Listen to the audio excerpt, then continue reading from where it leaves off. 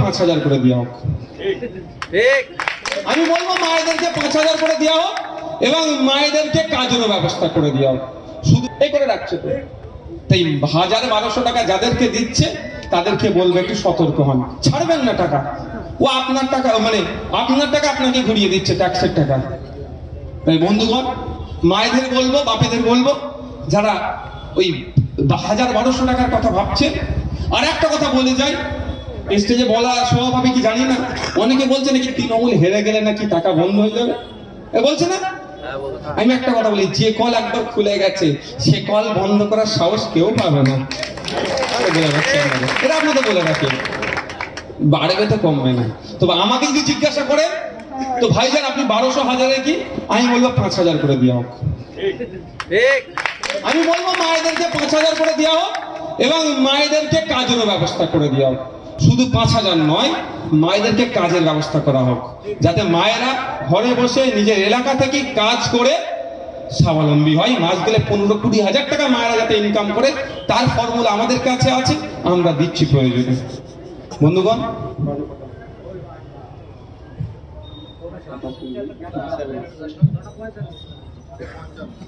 বন্ধুগণ আপনাদের বলবো একটু সজাগ সতর্ক থাকবে, নাহলে বিজেপির ভয় দেখিয়ে রবিউল সাহেবের ইলেকশন এজেন্ট বিজেপি দিয়ে গুজে দেবে, কিছুই ধরতে পারবেন না।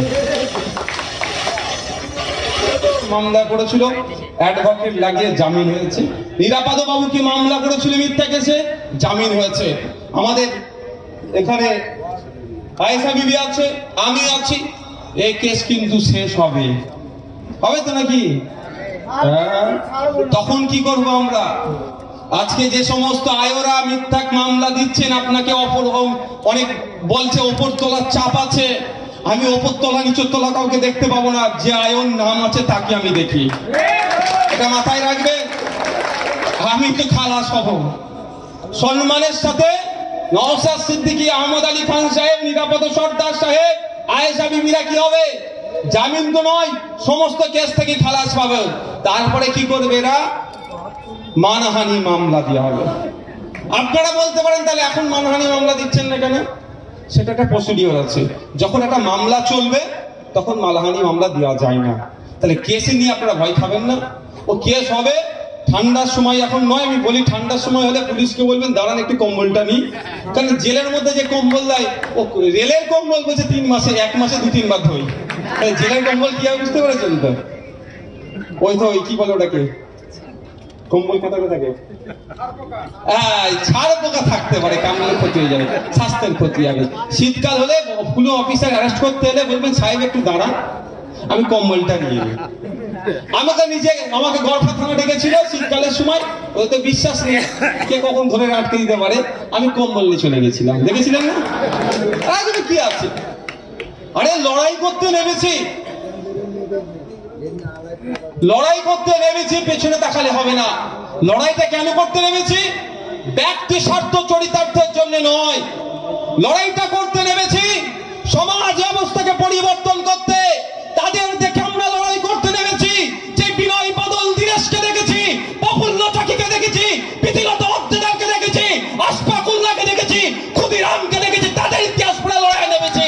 তারা যেন শহীদ হবো, নারে কাজী হবো, পেছনে আমরা তাকাবো না। তাই বন্ধুগণ আপনাদের বলবো, অনেক লোভ লালসা দেখাতে পারে, ভোটের রাতে 500-1000 টাকা দিতে পারে, বিরিয়ানির প্যাকেট দিতে পারে, ছাড়বেন না, ওটাও ছাড়বেন না। নেবেন, সকাল সকাল যাবে ইভিএম মেশিনের 5 নম্বরে থাম চিহ্নকে প্রেস করবেন। বিধানসভায় আইনসভার মধ্যে আমাদের আপনাদের এলাকার ছেলে আইনজীবী পিয়ারুল ইসলামকে আইনসভার মধ্যে পাঠিয়ে আপনাদের যে চাওয়া পাওয়া গুলো আছে সেইগুলোকে উত্থাপন করবে। এই যে সিস্টেম আমাদেরকে ভুল বুঝিয়ে দেওয়া হয়। আপনাদের বলি, এমএলএ এর কাজ কি, ফাংশন কি, এটা আপনাদেরকে জানতে হবে। অনেকে জানেন, আমি যারা জানেন তাদেরকে রিমাইন্ড করছি, আর যারা জানেন না তাদেরকে জানিয়ে দিই। এমএলএ এর একাধিক কাজ আছে। সর্বপ্রথম কাজ হচ্ছে কি বলুন তো, বিধানসভায় যাবে, যথাসময়ে সই করবে, আর 1,20,000 টাকা নিয়ে পকেটে নিয়ে চলে আসবে, তাই তো? হ্যাঁ, হ্যাঁ, এটা নাকি? এটা নয়। সর্বপ্রথম কাজ হচ্ছে যেখান থেকে তিনি নির্বাচিত হয়ে গিয়েছেন, নির্বাচিত হয়ে গিয়ে আইনসভার মধ্যে এই নির্বাচনী ক্ষেত্রের মধ্যে কোন কোন জিনিসের অভাব আছে, কি কি জিনিস প্রয়োজন আছে, সেটা স্পিকার স্যারের মাধ্যমে কনসার্ন ডিপার্টমেন্টাল মিনিস্টারকে অবগত করা হাউসের মধ্যে। প্রথম, যদি আপনারা আমাদের পিয়ারুল ইসলামকে আইনসভার মধ্যে পাঠান, পিয়ারুল ইসলাম গিয়ে এই কৃষকদের দুরবস্থার কথা তুলে ধরবে। এখানে ঠিকঠাক করে খাল খনন না হওয়ার ফলে অল্প বৃষ্টিতেই পানি ভরে যাচ্ছে, চাষযোগ্য জমিতে পানি গিয়ে জমির ফসল নষ্ট হয়ে যাচ্ছে, চাষিরা ক্ষতিগ্রস্ত হচ্ছে। ভেড়ি আছে, ভেড়ির ক্ষেত্রেও যে সমস্যাগুলো আছে, স্বাস্থ্য কেন্দ্রের দুরবস্থা, শিক্ষা প্রতিষ্ঠান সেই অর্থে নয়, সেই প্রসঙ্গগুলো তুলে ধরবে। যখন কোনো ডিবেট হবে, রাজ্য সরকার যে বিল নিয়ে আসবে সেই বিল যদি জনগণের বিপক্ষে যায়, এক্সট্রিম ভাবে তারা অপোজ করবে, আর জনগণের পক্ষে যদি থাকে আরো ভালো করে কি করে হয় মতামত দেবে। কিন্তু এই সরকারের মনে হয় জনগণের পক্ষে এরা কাজ করবে, মনে হয় ভালো সম্ভব নয় তারা। কারণ সরকারটাই তো জনগণকে কিভাবে শোষণ করব, জনগণকে কিভাবে পকেটের মধ্যে ভরে রাখবো, এই কাজে লেগে আছে। তাই বন্ধুগণ, 13 তারিখে কোনোভাবেই কারো কথাতে ভয় পেয়ে হোক আর গলে গিয়ে হোক আপনাদের মূল্যবান ভোটটাকে নষ্ট করবেন না। সরকারকে আবার ধাক্কা দিতে হবে। সরকার এটা ভাবছে যে আমি লক্ষ্মীর ভান্ডার দিয়ে দিচ্ছি, আমার ভোট পকেটে চলে এসেছে, আমার মাকে তো লক্ষ্মীর ভান্ডার দিচ্ছে, আমার বোনকে লক্ষ্মীর ভান্ডার দিচ্ছে, কিন্তু আমার মা আমার বোনটা আমাদের রাজ্যে কতটা সুরক্ষিত সে আর্জি করছকে আগুন দিয়ে কিন্তু আমাদের দেখিয়ে দিচ্ছে। তাই মায়েদের বলবো, লক্ষ্মীর ভান্ডার 1200-1000 নয়, 5000 করলেও আমার কোনো বিরোধিতা নয়, কিন্তু মায়েদেরকে আওয়াজ তুলতে হবে, আর বাকি লক্ষ্মীগুলো যাতে সুরক্ষিত থাকে সরকারকে আগে তার ব্যবস্থা করুক, তারপরে লক্ষ্মীর ভান্ডারের কথা ভাবতে পেরেছেন? আজকে 90 দিন অতিবাহিত হচ্ছে, আমার তিলোত্তমার পরিবার ন্যায় বিচার পেল না, আমরাও ন্যায় বিচার পেলাম না। এটা ভুলে গেলে চলবে না। লক্ষ্মীর ভান্ডার দিচ্ছে মায়ের হাতে, যারা আছেন বাপেরা, ম্যাক্সিমাম তো এখানে আপনারা যারা আছেন সবার পরিবার পরিজন যারা আছেন বাড়ি যাবেন, আজকে গিয়ে বাচ্চাগুলোকে ডাকবেন। একটা পরীক্ষা দিচ্ছি আপনাদের, যদি পরীক্ষায় আমি ফেল করি ভোট দিতে হবে না, আর যদি পরীক্ষায় পাস করি আপনার নয় আরো 10টা মানুষকে ইনফ্লুয়েন্স করবেন তো ভোট দেওয়ার জন্য। একটা পরীক্ষা করতে আপনাদের দেবো আমি, যদি পরীক্ষায় আমি ফেল করে যাই ভোট দিতে লাগবে না, হবে তো নাকি ভাই? আচ্ছা, কারা হাত তুললে? একটা হাত তুললেন।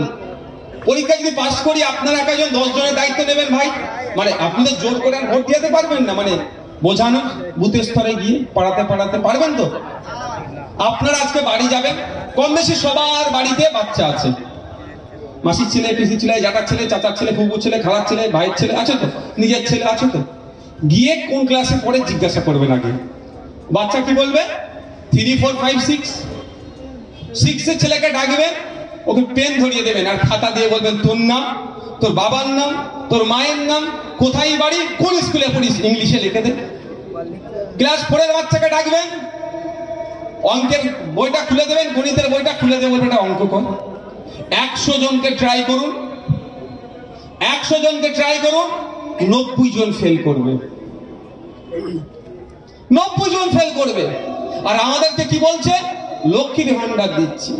লক্ষ্মীর ভান্ডার মাকে তো 1000-1200 নিচ্ছেন মা, আপনার ছেলের ভবিষ্যৎ কিন্তু যে হাতে আপনি লক্ষ্মীর ভান্ডার নিচ্ছেন, যে হাতে লক্ষ্মীর ভান্ডার দিচ্ছে, ঠিক ওই হাতেই কিন্তু আপনি গরিবের বাড়ির মেয়ে, আপনি মধ্যবিত্ত নিম্নবর্গের মানুষ, আপনার ছেলের ভবিষ্যতে কিন্তু ওই হাতে এরা গলা টিপে মারছে।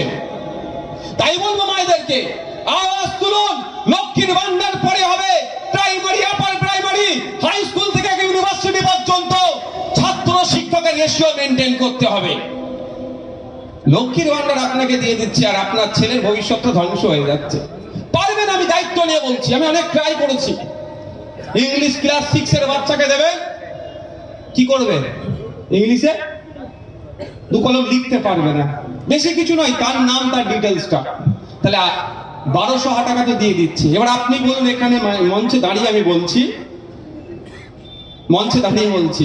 এখানকার যিনি এসে দুদিন দুটো ভয়ঙ্কর ভয়ঙ্কর কথা বলে গেছে না, একজন নাকি বলছে উন্নয়ন বন্ধ হয়ে যাবে, তার জবাব তো সুজন বাবু দিয়েছেন। ও কার বাপের টাকা নিয়ে সুজন বাবু বলে দিয়েছে, আর বলতে লাগবে না।